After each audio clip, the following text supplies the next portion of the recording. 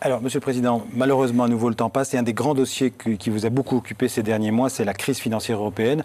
On a parlé de la Grèce, vous êtes beaucoup occupé du sauvetage de la Grèce, ensuite l'Irlande, aujourd'hui le Portugal. La Grèce, on n'y revient plus puisque vous y étiez cette semaine et vous avez salué, je crois, un plan courageux de réforme et de privatisation. Il faut continuer. Oui, peut-être une question sur la Grèce. Sur la Grèce, juste, en ce moment, une grosse inquiétude, c'est la question de la restructuration de la dette grecque.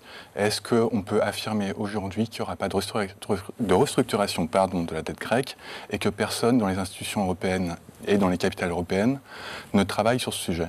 Oui. D'abord, moi, je déplore qu'on en parle tellement. Parce qu'on rend la chose, pour les opérations difficiles que doivent mener le gouvernement grec, encore plus difficiles qu'ils le sont déjà. Donc, un exercice de discrétion de tous côtés serait vraiment la bienvenue, vraiment la bienvenue.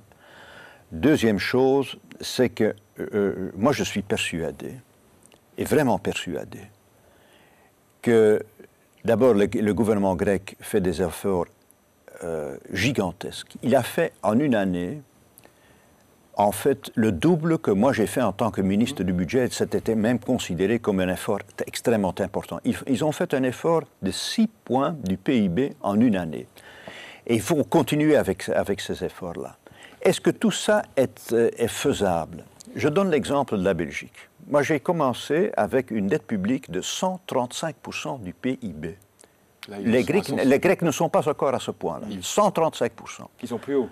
Ils sont dans les environs. Ils sont à peu près dans... On avait un déficit à ce moment-là de 7,5 points du PIB. En 6 ans, on a réussi à diminuer une grande partie de ce niveau de dette et on a éliminé le déficit. Est-ce qu'à un moment donné, on a posé la question si la Belgique ne pouvait pas refinancer cette dette? Est-ce qu'on a eu des doutes là-dessus? Non. Mais on nous a donné du temps. On ne donne pas suffisamment du temps à ces pays en difficulté. Et ça, c'est un point essentiel dans tout cela. Après 2-3 mois de programme grec, on disait ça, les Grecs ne s'en sortiront pas, ils feront restructurer et tout ça. Ma toute dernière observation est celle-ci. On parle d'une façon assez légère de la restructuration. Mais quand on voit toutes les conséquences, toutes les ramifications, bien, je veux vous dire, les conséquences négatives sont beaucoup plus importantes que des conséquences positives. Et donc le bilan d'une restructuration, ça peut être même un bilan catastrophique. Catastrophique. Donc ce sujet de restructuration n'est pas sur la table.